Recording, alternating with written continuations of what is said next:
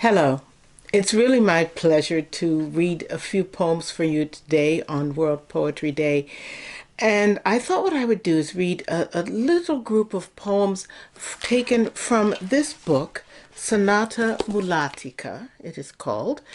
And the reason why is because I think without having been on a Fulbright when I was very young, I don't think this book would ever have been written. Now, the book was written very recently, just published in 2009, I think, around there. But the experiences that I had when I was a young Fulbright scholar to Germany, to Tübingen, Germany, really informed the entire piece. I think the idea of being different, the idea of this other language made me experience that quality of being a foreigner in another land and reading yet all of these masterpieces that I had loved so much in my undergraduate career made a vital impression on me. But first of all, the story of this book.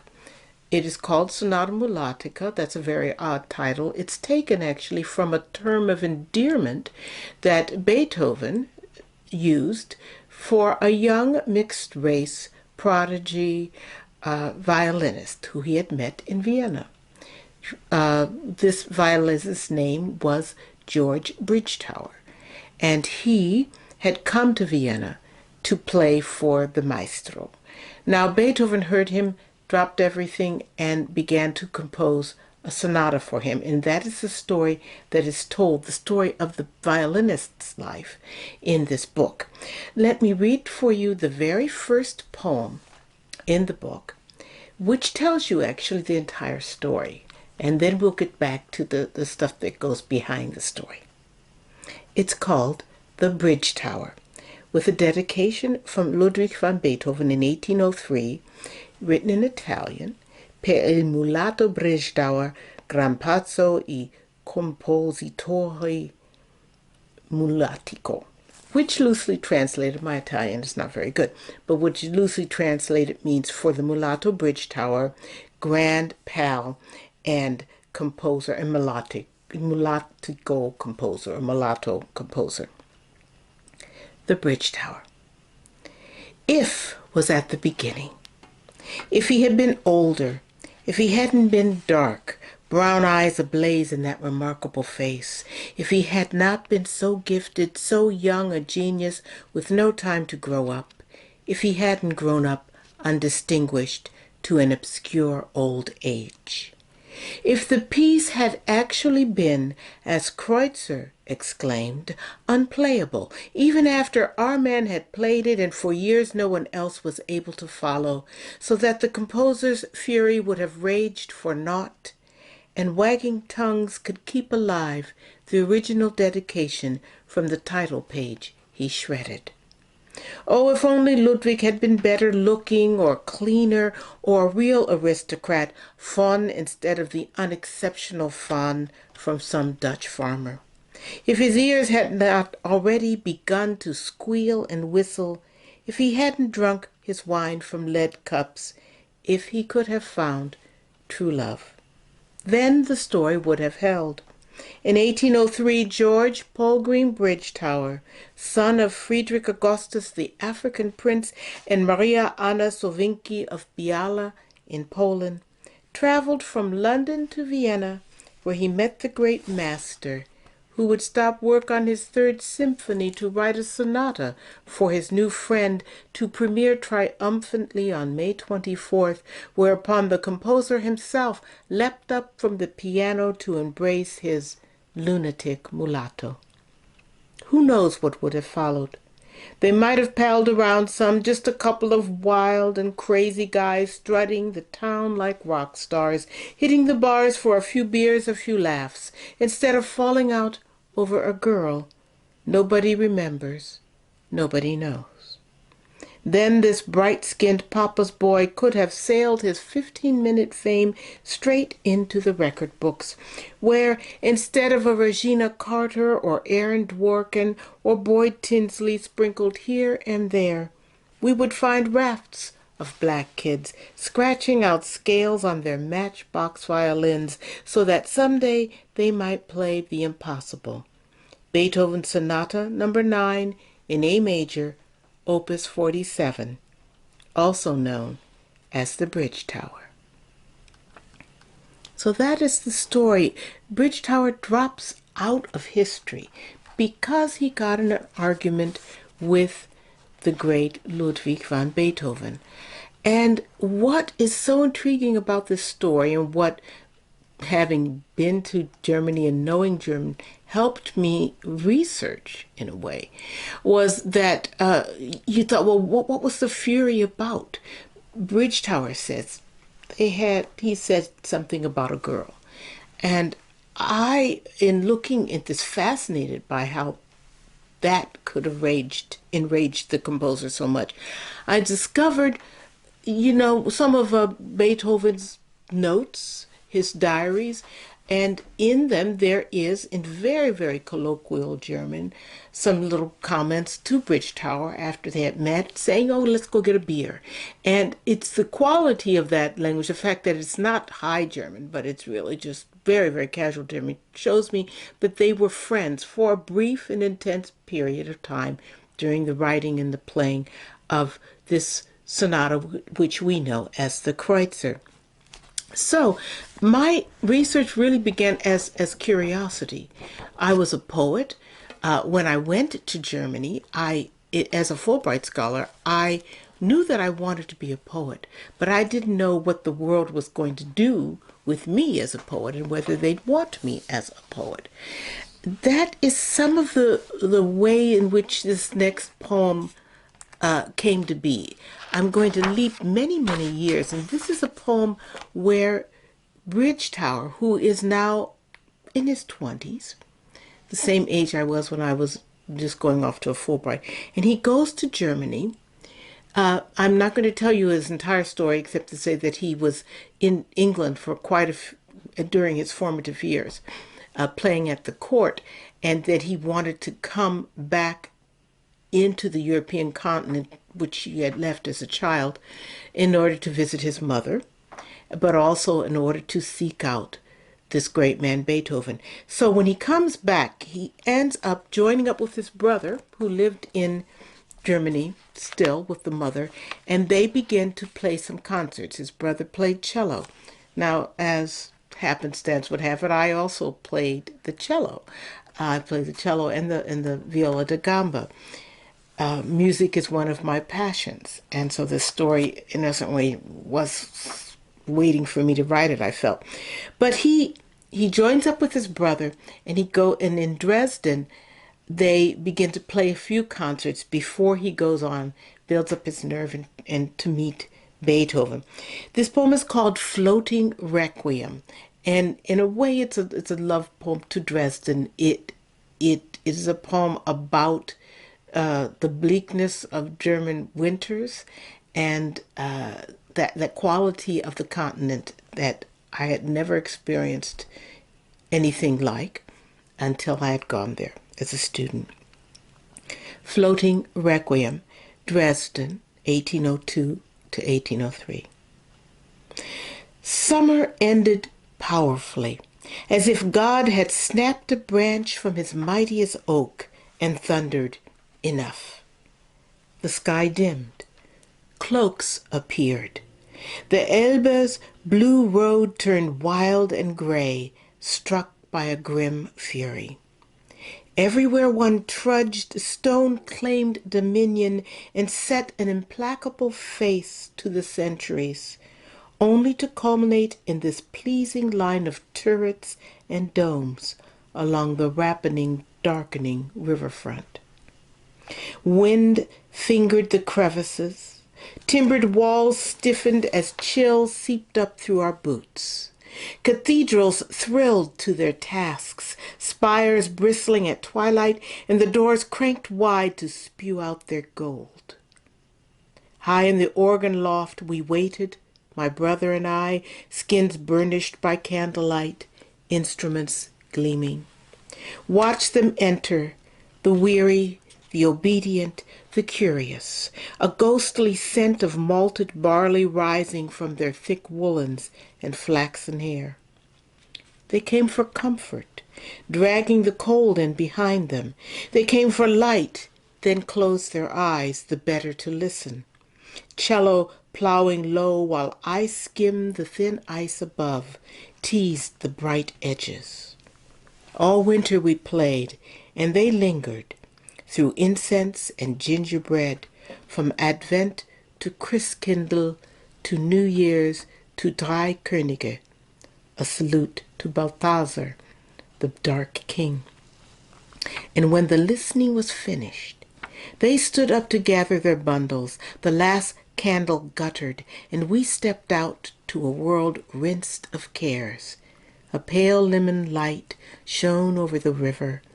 On the far shore I could see a faint radiance, a white path, snowbells budding, shouldering up through the muck for their first raw gulp of pure ether. And I knew it was time to take destiny further south. So that was Dresden, that moved from winter into spring. But what of Vienna, which was where Bridgetower was going next? He was going to go and meet Beethoven. This poem is a very short and kind of light-hearted view of the character that cities have, because I think each city has its own kind of character, and it's called Ach, Wien. The truly great cities are never self-conscious. They have their own music. They go about business. London surges, Rome bubbles, Paris promenades. Dresden stands rigid, gazes skyward, afraid. Vienna canters in a slowly tightening spiral. Golden facades line the avenues, ring after ring, tracing a curve as tender and maddening as a smile on the face of a beautiful rival. You can't escape it. Everywhere's a circle. Feel your knees bend and straighten as you focus each step. Hum along with it. Succumb to the sway. Enter the trance. Ah, sweet scandal. No one admits it, but we all know this dance. And so, as Bridgetower goes toward Vienna to enter that high court of scandal and rumor, Ludwig van Beethoven was just about to return to Vienna. He had been told that he was going deaf. And that, for a composer, is you feel it's like the kiss of death. What he did at this time, he was living in a little village outside of Vienna, Heiligenstadt, and he wrote a very famous testament, the Heiligenstadt Testament, in which he talks mostly to his brother about how he feels. This is one of the most intimate glimpses we get into Beethoven's mind at that time, as he makes the decision to return to Vienna and in a certain way changes the fate of music, but also specifically of this young violinist who was coming to meet him. So this is Beethoven speaking. Ludwig van Beethoven's return to Vienna. 3 miles from my adopted city lies a village where I came to peace. The world there was a calm place, even the great Danube no more than a pale ribbon tossed onto the landscape by a girl's careless hand. Into this stillness I had been ordered to recover. The hills were gold with late summer. My rooms were 2, plus a small kitchen, situated upstairs in the back of a cottage at the end of the Herrengasse. From my window I could see onto the courtyard where a linden tree twined skyward. Leafy umbilicus canted toward light, warped in the very act of yearning. and I would feed on the sun as if that alone would dismantle the silence around me. At first, I raged. Then music raged in me, rising so swiftly I could not write quickly enough to ease the roiling. I would stop to light a lamp, and whatever I'd missed, larks flying to nest, church bells, the shepherd's home toward evening song, rushed in, and I would rage again. I am by nature a conflagration. I would rather leap than sit and be looked at. So when my proud city spread her gypsy skirts, I re-entered, burning toward her greater, constant light. Call me rough, ill-tempered, slovenly. I tell you, every tenderness I have ever known has been nothing but thwarted violence, an ache so permanent and deep, the lightest touch awakens it. It is impossible to care enough. I have returned with a second symphony and 15 piano variations, which I've named Prometheus, after the rogue Titan, the half-a-god who knew the worst sin is to take what cannot be given back. I smile and bow, and the world is loud. And though I dare not lean in to shout, "Can't you see that I'm deaf?" I also cannot stop listening.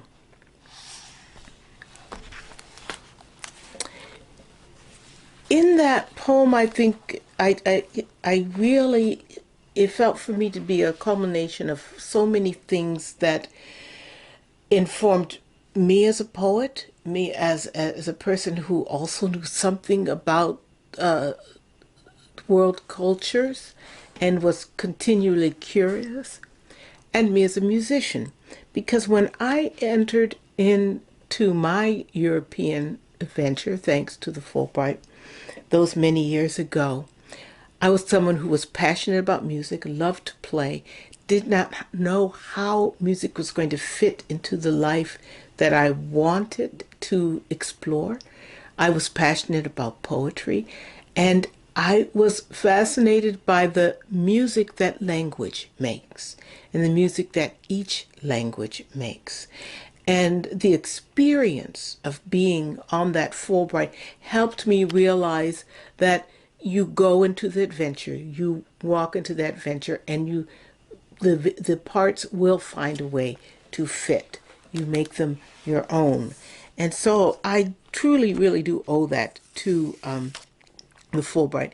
Let me end with a very interesting poem, I think, because you may have noticed that there are no women in these poems.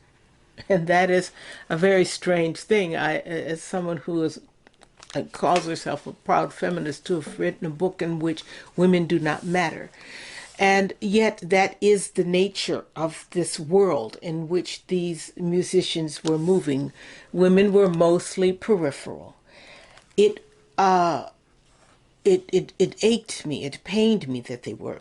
And yet the course of this musician's life and the course of that sonata, which we know is now as the Kreutzer, was determined by a woman. It was the nameless, who knows, girl that Bridge Tower had made a saucy comment about, and to which Beethoven took offense, that changed that course of history. So I'm going to read one of the few poems in the book which is told from a woman's point of view. The woman is the countess, a countess for whom Beethoven, was famed for falling desperately in love. And this was the countess who then, for whom he wrote for Elise. It gives you a clue, I guess, I think, into the way in which she regarded Beethoven and the difference between her regard for him and what he imagined or hoped for. The Countess shares confidences over Carnival chocolate. He was a stormy pedagogue, always interrupting the prettiest airs, even his own compositions, which I was given to understand he did not permit everyone to play. I pounced upon each chord with the ignorant ardor of youth. I was 16 after all, and he was already famous in Vienna, where such approbations are stingily accorded. He insisted upon a light touch. He himself was a wild man, ripping the music from my stumbling fingers and stomping about as the pages fluttered sadly earthwards, like the poor pheasants dropped over the hunting fields of the Prater. Rest assured, I soon learned to play more lightly. He was pleased then, and a quick, soft smile would crimp that dismal chunk of a face, a sight just slightly less repugnant than his rages. He was exceedingly unlovely, yes, but with a threadbare elegance, much as a servant envisioning gentility might avail himself of the scraps and dashes from the milliner's basket. Sometimes I could coax him to the pianoforte, where he would bow his head, eyes closed, and wait, as if the silence spoke only to him, before playing without notes music of such inexpressible beauty. I thought to breathe and disturb the air would break his heart. He would not consent to payment, but accepted the linens I had sent up to his rooms. Poor man, he thought I had sewn them myself. Thank you.